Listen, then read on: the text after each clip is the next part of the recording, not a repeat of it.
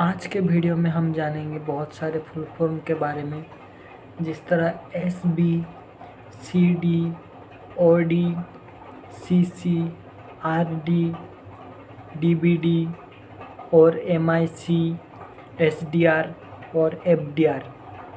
प्राथमिक उद्देश्य saving account का बचत यानी कि बचाना है, इसलिए उसको सेविंग अकाउंट बोला गया है। More over they are specific saving account for minors, seniors, citizen and womens के लिए है। सेविंग अकाउंट कोई भी खोल सकता है, for any individual person, for natural person. Saving account कोई भी खोल सकता है। इसमें इंटरेस्ट अराउंड बिटवीन 4 to 6%, यानी कि 4 से 6% आप जो है पैसे को बचा सकते हैं, यानी कि सेव कर सकते हैं, यानी कि सेविंग अकाउंट। तो सेविंग अकाउंट कितने प्रकार के होते हैं?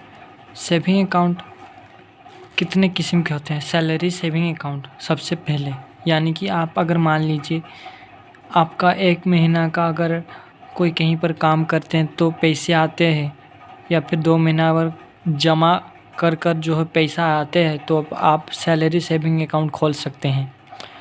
और रेगुलर सेविंग अकाउंट, यानी कि आपको कभी कभी पैसे आ जाते हैं, कभी कभी नहीं आते हैं, हर रोज़ आते हैं, तो इस तरह अगर आते हैं तो रेगुलर सेविंग अकाउंट आप खोल सकते हैं। And zero balance saving account, यानी कि अगर आपके जीरो बैलेंस की पासबुक है तो वो एक सैलरी यानी कि सेविंग अकाउंट है, इसलिए जीरो बैलेंस अगर है तो वो सेविंग अकाउंट है, तो जीरो बैलेंस भी सेविंग अकाउंट। यानी कि आप अगर 100 रुपये निकालने जाते हैं तो आपको पूरा 100 रुपये निकालने नहीं देगा, उनमें से 25% जो है वो अपने खाते पर जो है सेव करके रखेगा, यानी कि इसको हम कहते हैं सेविंग अकाउंट। यानी कि आपको पूरा पैसे निकालने। तो इसके कुछ नियम हैं।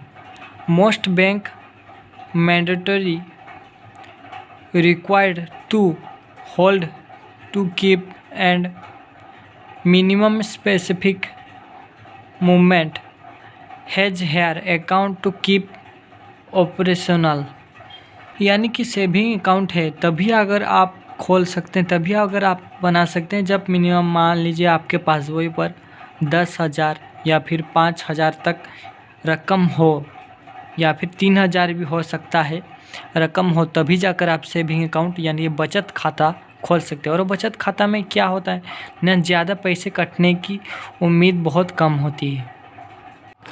Select on 15 company can open to saving account. Saving account तकरीबन 25 कंपनी में दिया गया है सेविंग अकाउंट, जिस तरह bank of India, post office, बहुत सारे हैं। जो 25 हैं उन्हीं लोगों को ही बस सेविंग अकाउंट खोलने की अनुमति दी गई है, जिस तरह bank of India, post office हो गया, उसी तरह ही 25 कंपनी को जो है सेविंग अकाउंट खोलने की अनुमति दी गई है। तो इसे किस तरह से आप खोल सकते हैं? Compounding can be monthly, quarterly, half yearly. ये तीनों, यानी कि आप मंथली 1 महीने के लिए खोल सकते हैं, 2 महीने के लिए खोल सकते हैं, या फिर हाफ ईयरली यानी कि 2 महीने और 15 दिन, यानी कि 60 और 15 हो गया 70, 80, 75 दिन तक आप जो है सेविंग अकाउंट खोल सकते हैं, पैसे रख सकते हैं। नहीं देगा। इसी के विपरीत करेंट अकाउंट, यानी कि ये अकाउंट बिजनेस के लिए है। मान लीजिए आप कोई अगर काम करना चाहते हैं, 100 रुपये आपके पास बोई पर है और 100 रुपये ही निकालना चाहते हैं, तो इसका विपरीत यानी कि करेंट अकाउंट है। तो करेंट अकाउंट क्या है, हम इसको अच्छी तरह से समझते हैं। Primary person is not to saving account but business, यानी कि ये बचाने के लिए नहीं है, ये बिजनेस करने के लिए। कोई काम करना चाहते हैं, कोई दुकान खोलना चाहते हैं, कोई बिजनेस करना चाहते हैं, तो कॉन्ट्रैक्टरी कुछ करना चाहते हैं, उस तरह की अगर आप करना चाहते हैं तो आप करेंट अकाउंट ही खोलें।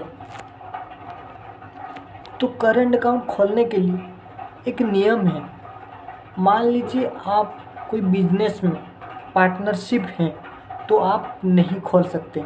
उस बिजनेस के अगर मालिक हैं तो मान लीजिए आपका जो है एक दुकान है, उस दुकान पे बहुत सारे लोग काम करते हैं, आप भी अगर काम करते हैं उस दुकान पर तो आप करेंट अकाउंट नहीं खोल सकते। अगर आप उस दुकान के मालिक हैं तो या फिर उन लोगों के मालिक हैं, आपके हुक्म पर वो लोग काम करते हैं तो आप तभी जाकर करेंट अकाउंट खोल सकते हैं। या फिर आप पार्टनरशिप हैं, LLP पर आते हैं, यानी कि लिमिटेड लाइब्रेरी पार्टनरशिप, यानी कि मान लीजिए आप 1 महीने तक या फिर 1 बरस तक उसके साथ पार्टनरशिप में काम करते हैं तो आपको LLP के तहत में आकर करंट अकाउंट खोलना पड़ेगा। अगर आप पार्टनरशिप में हैं किसी बिजनेस पे तो कंपनी भी क्या कंपनी होना चाहिए। अगर मान लीजिए किसी के लिए आप काम कर रहे हैं, किसी की ज़रूरत पूरा करने के लिए काम कर रहे हैं, जैसा पब्लिक कंपनी हो गया, सार्वजनिक कंपनी, या फिर अपने खुद की एक निजी कंपनी है, तो किसी के लिए काम करते हैं तो आप LLP के तहत करेंट अकाउंट खोल सकते हैं। और करेंट अकाउंट के खाते के बारे में जानते हैं तो चालू खाता पर कोई भी ब्याज नहीं दिया जाता, यानी कि 4 से आपका 6% इंटरेस्ट जो था सेविंग अकाउंट पर, अगर आप 100 रुपये रखते हैं तो 4 से 6% यानी कि वो 10 रुपये या फिर 30 रुपये या फिर 40 रुपये या फिर 60 रुपये बढ़ने की उम्मीद है सेविंग अकाउंट पर, अगर 100 रुपये उस तरह की रखते हैं। लेकिन अगर आप करेंट अकाउंट खोलते हैं तो वो सेविंग नहीं होगा, जिसके कारण वो जो है वो सेविंग नहीं कर सकता, यानी कि आपको ब्याज नहीं दे सकता, यानी कि परसेंट एक्स्ट्रा पैसा आपको नहीं मिलने वाला है करेंट अकाउंट अगर आप खोलते हैं तो। No interest given, no given on current account. इसमें RBI क्या कहता है। RBI यानी कि अगर आप इसके बारे में कुछ जानना चाहते हैं तो आई बटन पर क्लिक करके पता लगा सकते हैं RBI क्या है। RBI की बचत से ब्याज अनेक पर क्यों पड़ा, यानी कि RBI उस ब्याज पर क्यों पड़ा रे बाबा। तो RBI क्या कहता है, खाता अगर आप खोलते हैं आपके नाम पर ना हो, अगर नाम पर हो तो व्यवसाय, अगर आप कोई काम करते हैं उसके नाम पर, उस व्यवसाय के नाम पर वो खाता खोला ना चाहिए, तभी जाकर आप करेंट अकाउंट कह सकते हैं current account. Account is the name of business name not for personal name. तो आप सेविंग अकाउंट तभी आप खोल सकते हैं आप खुद के नाम पर हो, तो ये बिजनेस के नाम पर है तो आप किस तरह से सेविंग हो सकता है, तो बोलिए किस तरह से पैसे बचा सकते हैं। तो इसलिए ये ब्याज जो है नहीं देता, इंटरेस्ट नहीं देता आपको, इसलिए ये जो है सेविंग अकाउंट, अगर आप करेंट अकाउंट खोलते हैं तो आप सेविंग अकाउंट नहीं खोल सकते। Company can not open saving. तो अब आ गया ओवरड्राफ्ट यानी कि ओडी का मतलब सिंपल सा एक फंडा है, हो सकता है। ओडी का मतलब है अगर आप पैसे निकालना चाहते हैं तो जिस कागज़ को हम कहते हैं उसको शायद ओडी कहते हैं, यानी कि ओवरड्राफ्ट। ओवरड्राफ्ट के खिलाफ, यानी कि अगर पैसे आप निकालना चाहते हैं तो डालने को क्या कहेंगे, पैसे भर्ती करने को क्या कहेंगे, यानी कि FD यानी कि फिक्स डिपॉजिट, तो हम इसको कह सकते हैं, शायद हो सकता है। तो FD और OD दोनों बैंक के साथ लिंक हैं, तो OD के खिलाफ आप FD कर सकते हैं, और OD जो है सीधा बैंक के साथ लिंक है, यानी कि OD अगर आप पैसे निकालना चाहें तो आप OD कर सकते हैं, और आप पैसा भर्ती करना चाहें तो FD आप कर सकते हैं। तो OD यानी कि ओवरड्राफ्ट एफडी यानी कि फिक्स्ड डिपॉजिट,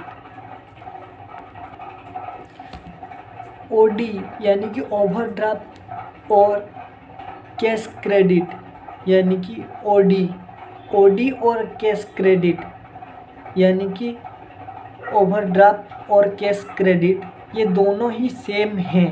आप एक तरफ से कह सकते हैं cash credit is same like do but is given by bank on current account. तो ये दोनों ही सेम है, लेकिन कुछ शर्त के तहत में आप आकर जो है ओवरड्राफ्ट आप कर सकते हैं, यानी कि आप पैसे निकाल सकते हैं। शायद कुछ शर्तें हैं तभी जाकर आप पैसे निकाल सकते हैं, यानी कि ओवरड्राफ्ट कर सकते हैं।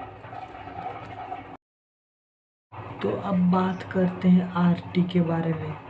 आरडी यानी कि रिकरिंग डिपॉजिट, तो ये भी सेविंग अकाउंट की तरह होता है, लेकिन इसमें इंटरेस्ट जो है कुछ ज़्यादा ही मिलता है। 6 to 7% इंटरेस्ट मिलता है, सेविंग अकाउंट से ज़्यादा इंटरेस्ट मिलता है।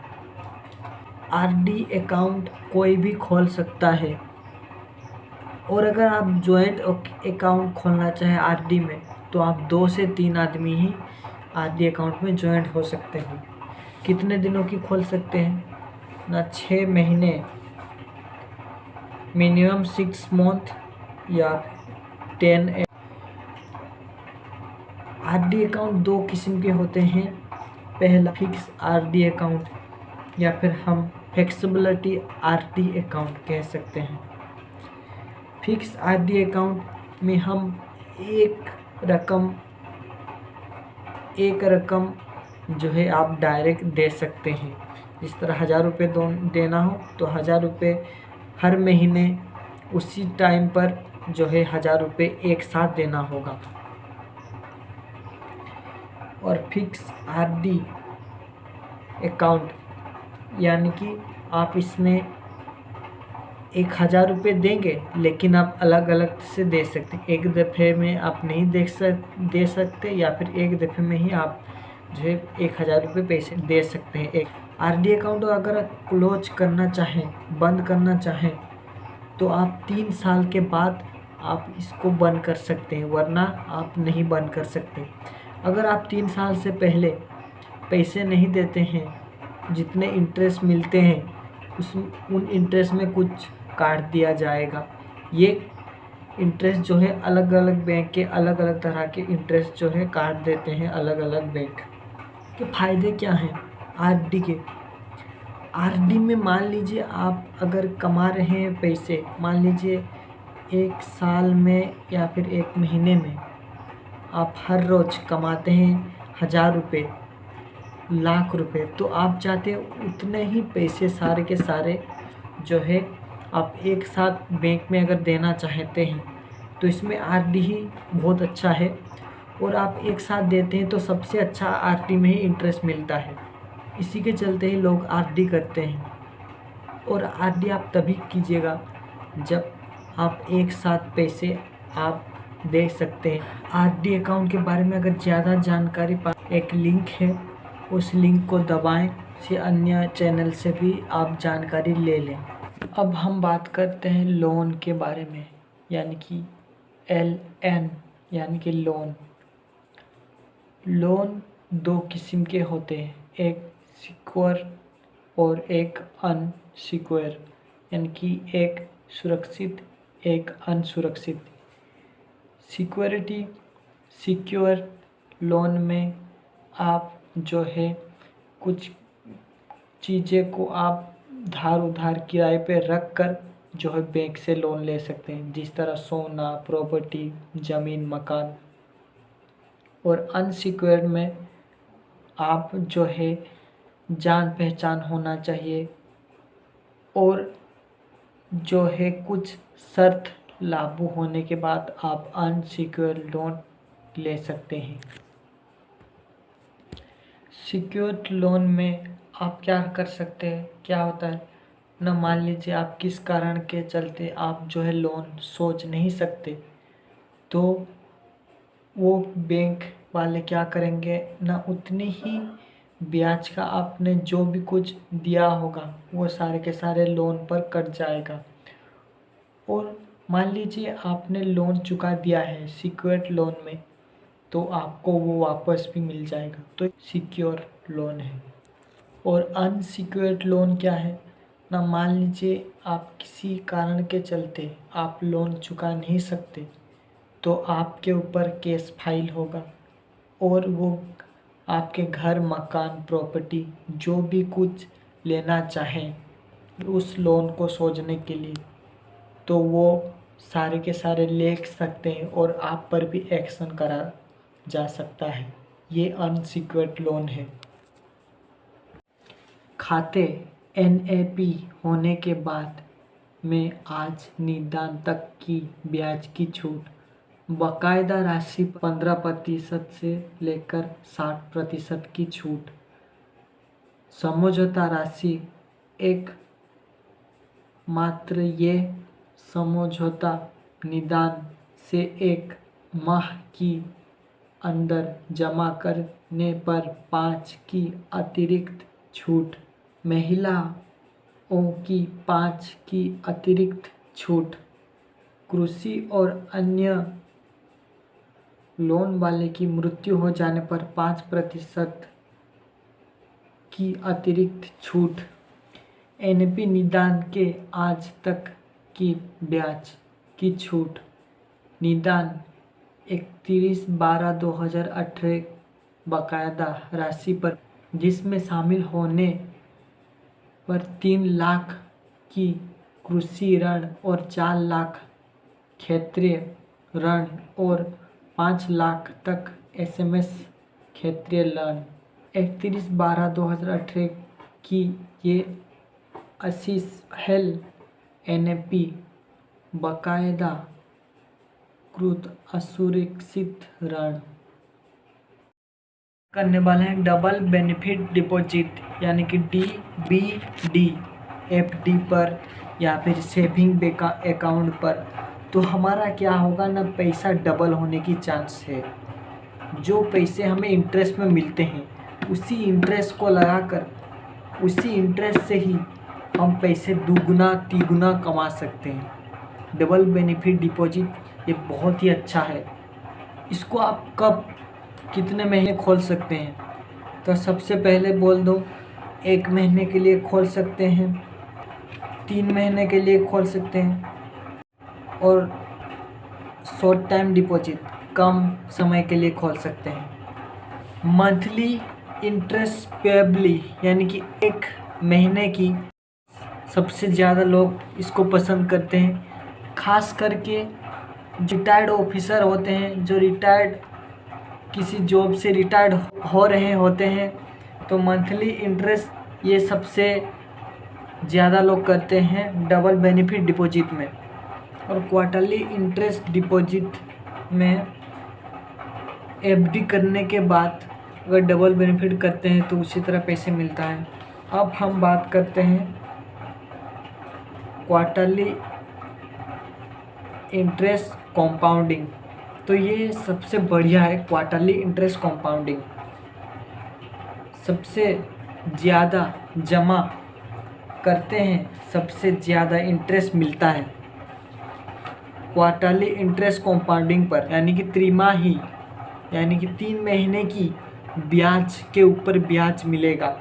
किस तरह मिलेगा, अगर आप 1 से 10 या फिर 15 साल के करते हैं, यानी कि बरस के कब आप करते हैं, तो इसका डबल बेनिफिट बहुत ही अच्छा मिलेगा।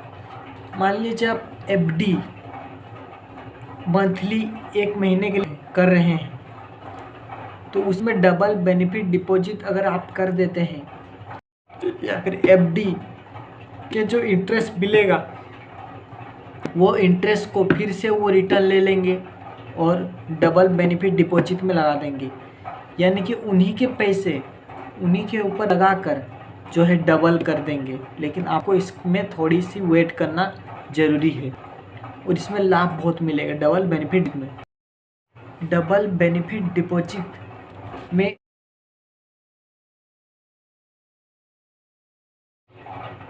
अगर आप हिंदू हैं तो इस लाभ को आप उठा सकते हैं। स्टार सुनिधि हिंदू सेविंग यानी कि हिंदू अनडिवाइडेड फैमिली HUF का अगर आपका पास पैन कार्ड है, HUF का पैन कार्ड, ये फ़ायदा सुनिए कि 10,000 से 1,05,000 तक अगर आप हिंदू अनडिवाइडेड फैमिली के अगर आप तहत में आकर डबल बेनिफिट डिपॉजिट के तहत में आकर आप FD सेविंग अकाउंट जोड़ते हैं तो आपको बता दूं कि 5 साल तक आप 5 साल यानी कि 5 ईयर्स तक आप जो है पैसे निकाल नहीं सकते, ना ही आप लोन ले सकते हैं। तो 10 साल तक ये हो सकता है और आप कुछ नहीं कर सकते। और इसमें जो है टैक्स कम काटता है और लाभ बहुत अच्छा मिलता है। हिंदू अनडिवाइडेड फैमिली से अगर हैं आप, HUF का अगर कार्ड है तो ये बहुत कम लोगों के पास कार्ड होता है, और ये कार्ड होता भी है तो इस तहत में आकर जो है बहुत कम तहत इस जरिए में बहुत कम लोग आते हैं। इसलिए आप हिंदू अनडिवाइडेड ऐसा ना करें और आप जो है जिस तरह मैंने बताया उसी तरह ही करें। और आप लास्ट आते हैं शॉर्ट टाइम डिपॉजिट, तो ये बहुत ही अच्छा है, आप इसको ज़रूर ट्राई करें। मैं भी शायद ट्राई कर सकता हूँ। तो आप बहुत अगर फ़ायदा इसमें पाते हैं, शॉर्ट टाइम डिपॉजिट में अगर फ़ायदा पाते हैं, तो अगर आप उतनी ताकत है, अगर आप पैसे निकाल नहीं सकते, निकालना चाहते हैं, लोन नहीं लेना चाहते, पैसे आप रखना ही तो इसमें डबल बेनिफिट डिपॉजिट बहुत काम आएगा। इसमें बहुत इंटरेस्ट मिलता है, डबल इंटरेस्ट मिलता है। तो शॉर्ट टाइम डिपॉजिट क्या है? शॉर्ट टाइम डिपॉजिट 1 से 7 दिन तक या फिर 1 से 15 दिन तक short time deposit double benefit. तो इसमें आकर जो है आप ऑटो रिन्यू पे इंटरेस्ट कर सकते हैं या फिर reply possibility interest. Auto renew interest यानी कि आप अगर मान लीजिए शॉर्ट टाइम डिपॉजिट करते हैं तो आप तभी तक कर सकते हैं अगर आप मान लीजिए 7 से 15 दिन तक आपने करा डबल बेनिफिट डिपॉजिट का शॉर्ट टाइम डिपॉजिट, 7 दिन से 15 दिन तक आप जो है पैसे नहीं निकाल सकते, ना ही लोन ले सकते हैं। तो उसी तरह ही डबल बेनिफिट सब के सब होता है, जितना तक बताया उसी तरह ही होता है। इसलिए उसमें डबल बेनिफिट डिपॉजिट के जो है शॉर्ट टाइम हो, मंथली हो, क्वार्टरली हो, उसमें दो ऑप्शन देता है। एक है ऑटो रिन्यू पॉसिबिलिटी इंटरेस्ट और दूसरा है रिप्लाई पॉसिबिलिटी इंटरेस्ट। तो आप ऑटो रिन्यू इंटरेस्ट करते, ये करने से क्या होगा ना, आप अगर तो आप आसानी से जाकर लोन ले सकते हैं, आपके पास जितने पैसे हैं वो सारे के सारे पैसे निकाल सकते हैं। रिप्लाई पॉसिबिलिटी इंटरेस्ट अगर करते हैं तो मैंने जिस तरह बताया, आप पैसे नहीं निकाल सकते, ना ही आप लोन ले सकते हैं जब तक का आपने करा है, मान लीजिए मंथली, क्वार्टरली, हाफ ईयरली करा है। तो ये था डबल बेनिफिट डिपॉजिट। MIC यानी कि मंथली इनकम सर्चिंग सकते हैं, कोई भी डॉक्यूमेंट देकर खोल सकते हैं, कोई भी उम्र के आप हो तब भी आप खोल सकते हैं।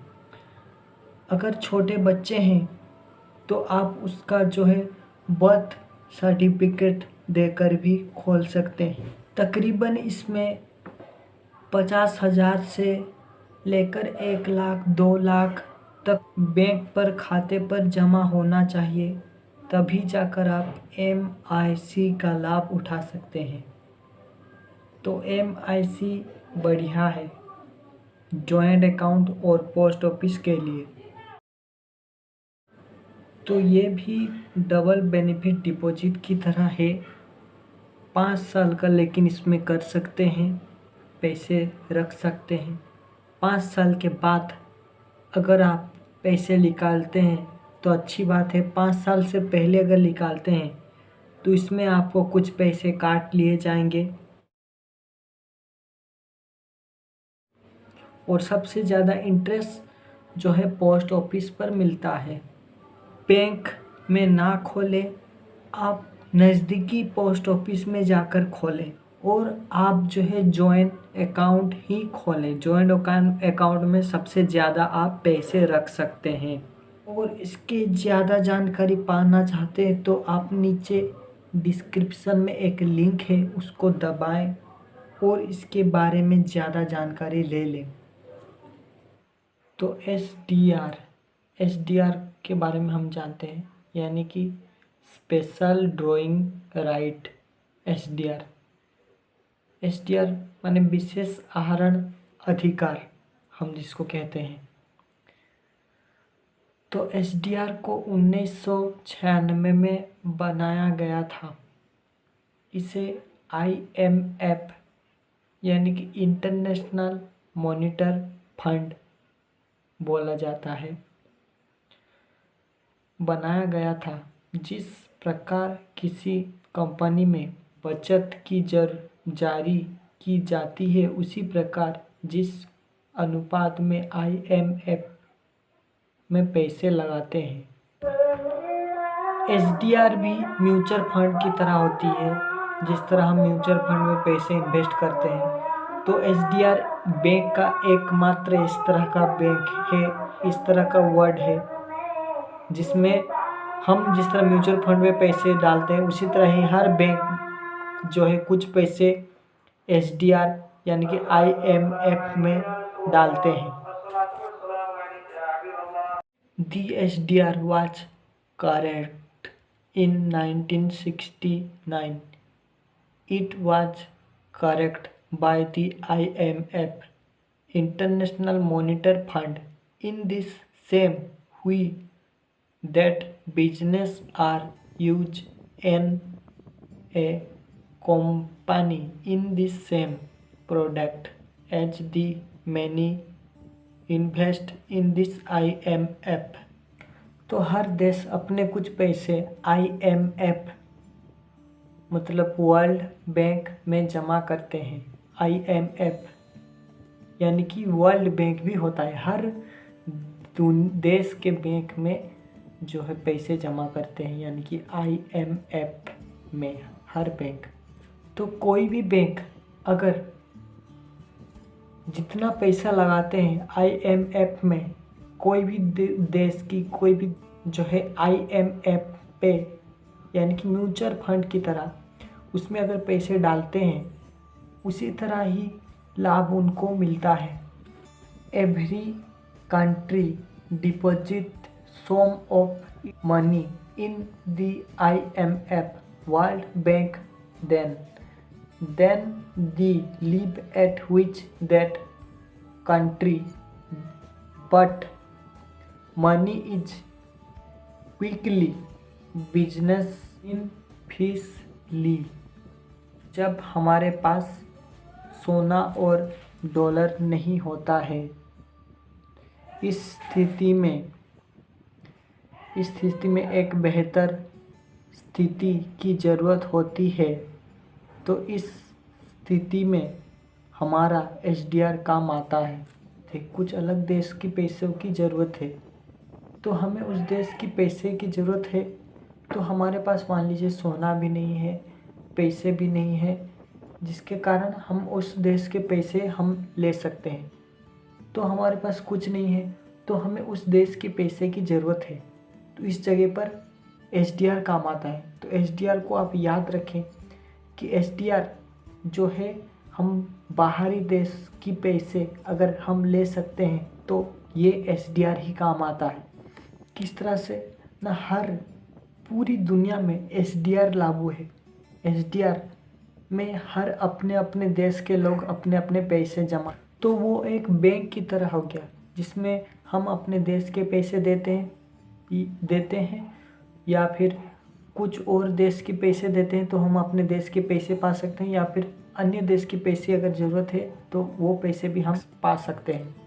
Our international business is don't dollar in another currency, but if you do not have money, then our SDR work in this systematically when we do not have gold and dollars. When in this systematically between edge our SDR comes in hold in case of need. उतने ही प्रकार के SDR तथा उसे उतने ही प्रतिशत का SDR दिया जाता है। तो 1996 में आईएमएफ ने एसडीआर को बनाया और बनाने के बाद आईएमएफ ने सारे देश में बांट दिया। जिस प्रकार कोई शेयर जारी किया जाता है उसी प्रकार उन्होंने एसडीआर को जारी किया। हर राज्य के पैसे एकजुट करते हैं और एसडीआर में दे देते हैं। एसडीआर हर देश के एसडीआर होता है और सारे एसडीआर मिलकर जो है आईएमएफ को दे देते हैं, यानी कि इंटरनेशनल मॉनिटरी फंड। और इंटरनेशनल मॉनिटरी फंड से ही हम डायरेक्ट अन्य देश के पैसे निकाल सकते हैं। And it is given SDR of the same presenting then in 1969 after market in the IMF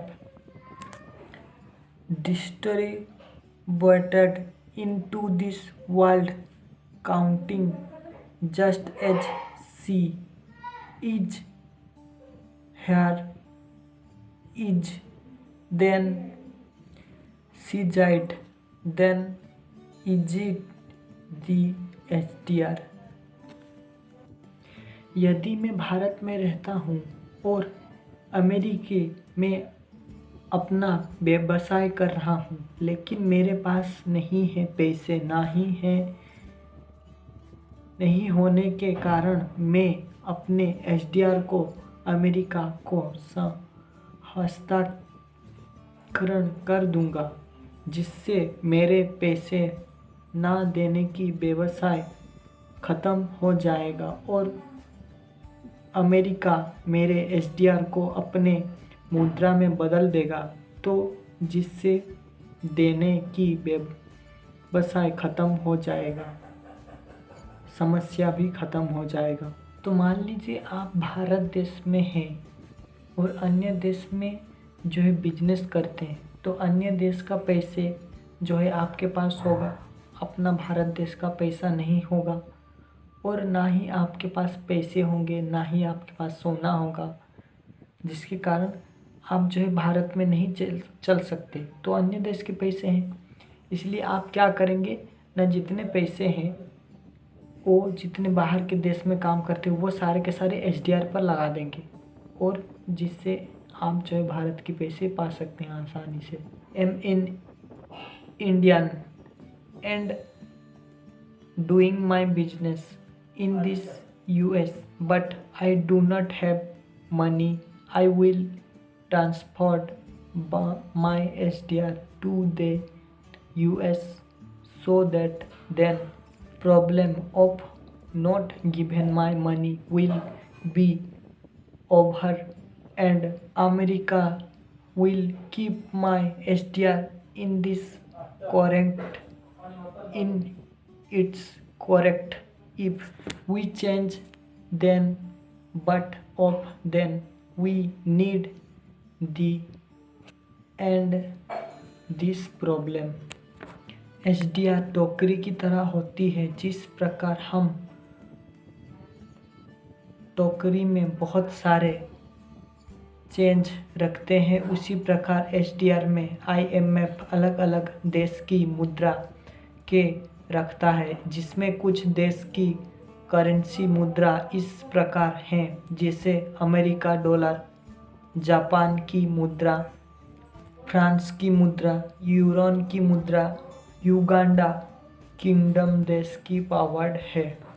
SDR we like doing डोकरी in this same when that we keep a lot of things, then IMF in SDR keep the currency do of different country in the same